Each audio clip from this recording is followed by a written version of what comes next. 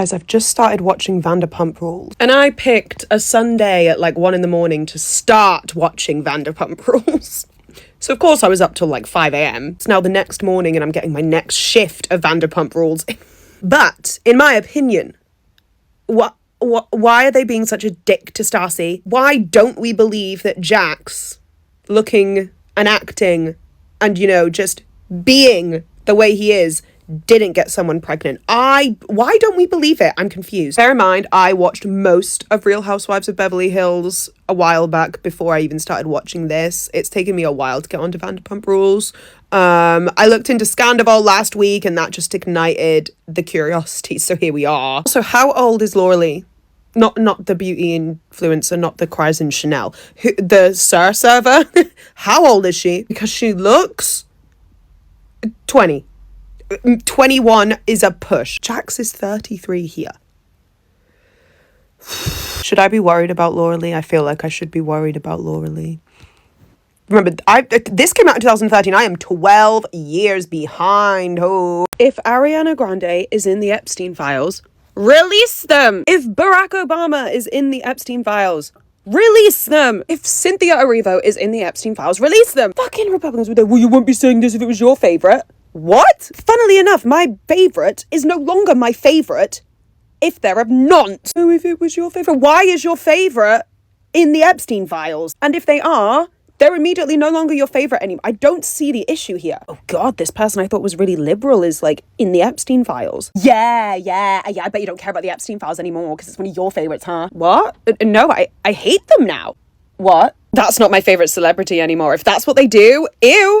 But wait, I thought you liked them. Yeah, I did when I thought they were a good person, but they're not, so bye.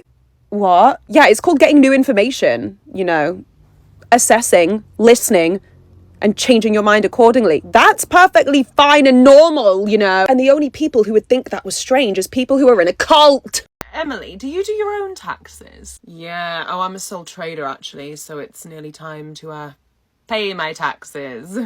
Oh, that sucks. Yeah, it can be stressful being self-employed sometimes. Oh, I'm self-employed. You are? Oh yeah, I have been for years. It's so much easier. How's that? I'm just wondering, how is it easier being self-employed? Because I don't have to worry about tax. I'm sorry. You don't have to worry about tax? Yeah. Why would you not have to worry about tax if you're self-employed? Well, when you're not self-employed, they take your tax right out of your wage. Yes. If you're self-employed, they don't take your tax. So win-win.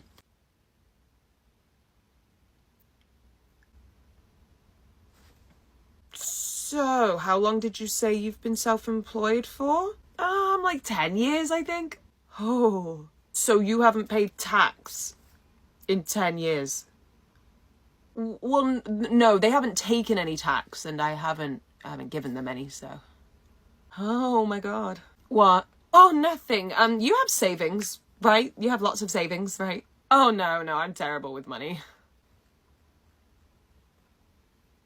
Yeah. I will tell you, because I didn't know what to get either. So basically, I was concerned about some aging signs. Okay, I know that sounds ridiculous coming from me. Every time I post about how old I am, everyone is actually shocked because I don't look my age. And that's lucky. I've never really looked my age, except when I was younger and I looked older, and that was a problem in itself. Anyway, I was just noticing a lot of differences in the lines on my face, and I felt like I had really clear and nice skin, but I had like really deep set lines around my mouth. There's this one there on this side that was my biggest like pet peeve, because for some reason this one was way deeper than that one, and that one looks like there's absolutely nothing there now. This one's still got a little line, but I think I'm one of these people, so it just goes to that side a bit more. So anyway, I go for my consultation with the doctor. So the first thing I had done was I had filler in my cheeks to lift up the deep set lines here. Look, that creates a line. If you lift it up, it gets rid of the line. So that's why filler in the cheeks is a way to start helping these. I also, at the same time, started my polynucleotide treatment. What is polynucleotide treatments, you ask? They are skin boosting injectables. So you go and you have your first round of injectables, and then a month later you have a second round, and a month later you have a third round, and then you have to get top-ups every year because it just boosts your skin, and that's the way it works. It's like lots of little injections everywhere, and honestly they were the most painful things. I don't suffer with, like, I'm not scared of needles, I don't have a phobia or anything like that, so it wasn't that.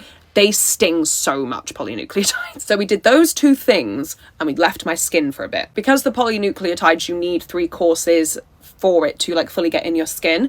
I had the filler first, the polynucleotides, and then we were going to leave my skin for the course of the polynucleotides to see if that helped plump up my skin and reduce these lines at all. It did, but just not enough on this side. It was still, to me, very deep set. During all of this, I also went on medical grade skincare that was prescribed by the same doctor. Every little thing helps, you know, looking after your skin properly, injecting it with skin boosting things and all of that is to help the skin and hopefully the wrinkles with it. So I went back and I had filler injected directly in the lines. It was still very deep set. This line I probably could have left completely, but this one, it was just still so deep set. So we had filler and we put it directly along the line and a little bit this side to just match it up. And that's what I've had done. About a year before I had all of this done, I did have my lips filled with a mil in a beauty salon. It still very much kept the shape. It's gone down a lot, but if I were to get them refilled, I'd probably just get them done with my doctor now. And I was not approached for any of this, by the way. I did my own research, found this doctor on my own and went to her with these skin concerns.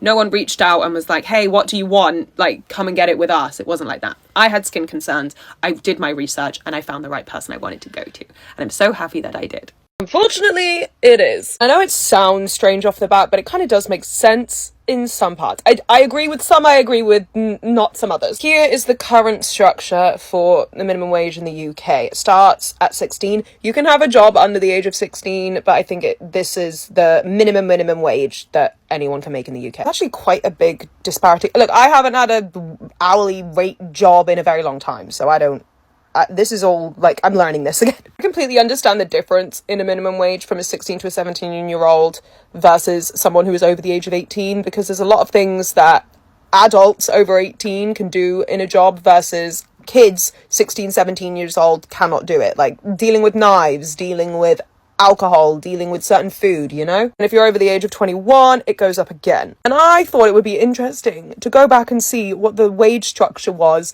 when I had my very first job. Okay, this is minimum wage for 2025. We have to go all the way back to 2008 was when I got my first job. I worked in a hotel as a food and beverage assistant.